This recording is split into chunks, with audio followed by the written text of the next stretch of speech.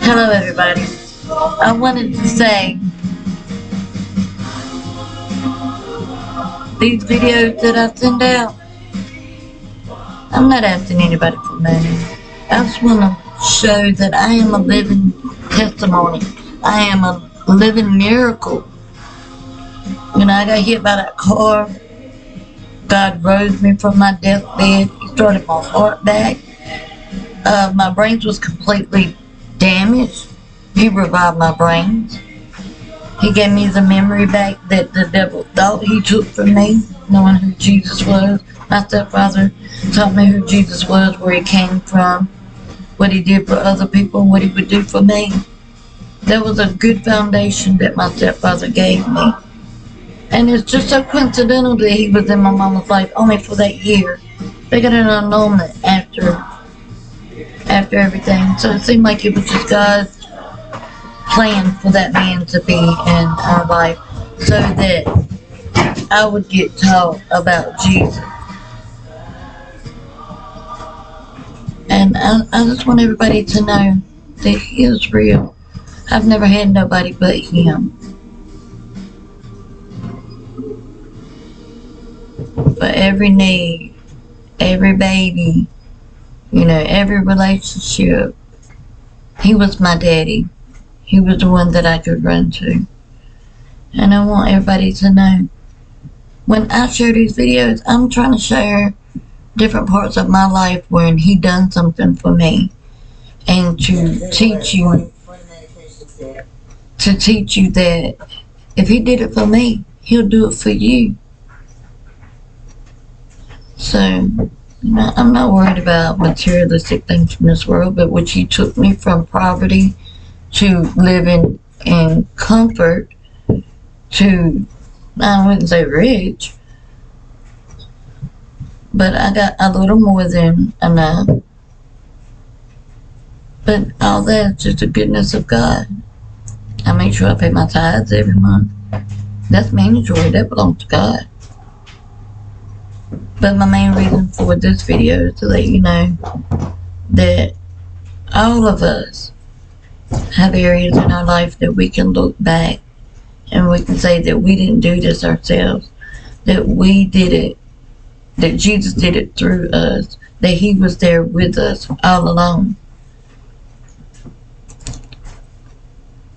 I wouldn't be here today if it wasn't for him. And I don't call myself a prophet, but I'm a daughter of the King. And I do see, being a daughter of the King, I know what's going on in the palace.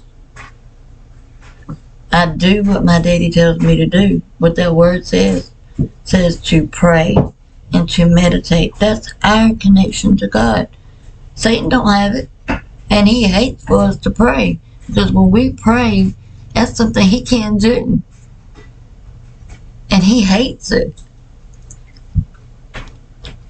So that's one thing that we have over the enemy right there. How long he can distract you from praying is why he distracts you. Because he don't want you talking to the Father. He don't want you getting your blessing. And if you have children, please bring them up in the moderation of the Lord, which that means bring your children up in the warnings of the Lord. When they're little, I used to get my kids when they were little, and I was by myself, my first two kids. We would pray together. I knew that their innocence, that's common sense, I knew that their innocence would connect my prayers to the throne room. Because we have to come to Jesus as a child. Our mind has to be fresh like a child's is. How they're easy to believe in things that they can't see. The imagination is really open to them, but it has to be open to us too. That's how we're going to be able to see and to hear and to learn how to keep our spirit on the inside of us still. Be still and know that I am God. After you pray for an hour, whether it's in English or if it's your heavenly language, just like like the air breaks and you can feel like a lift or something releases when you pray for that continual hour. Whether it's walking around with your eyes open and praying and praying and praying. Praying His words. His word, there's power in His words. That's why it says that the Bible is a spiritual book. It is alive. His words are alive. That's why people in China are trying to change the Bible, because they know there's power in His words. But I want to get to preaching. But I wanted to get on here and share y'all that the reason why I make these videos is because I want y'all to get as close to Him as I am, and that He has showed me things that's coming.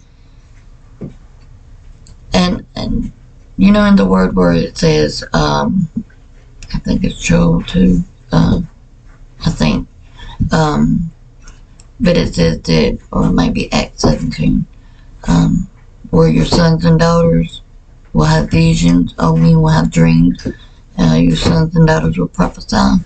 Well, for the last 2 years, I've always knew that it was a gift on the inside of me. And I just thought, I was psychic or whatever. No, it was a gift that God planted on the inside of me so that I could be a seer, so I could see, you know, the people in the Bible, Ezekiel, Amos, Isaiah, Moses, you know, they were seers. They could see. Jeremiah, you know, he said, Jeremiah, what do you see? He said, I see an almond branch. He said, you sing well. Okay, he's not just telling a story. He's telling that word applies to us today.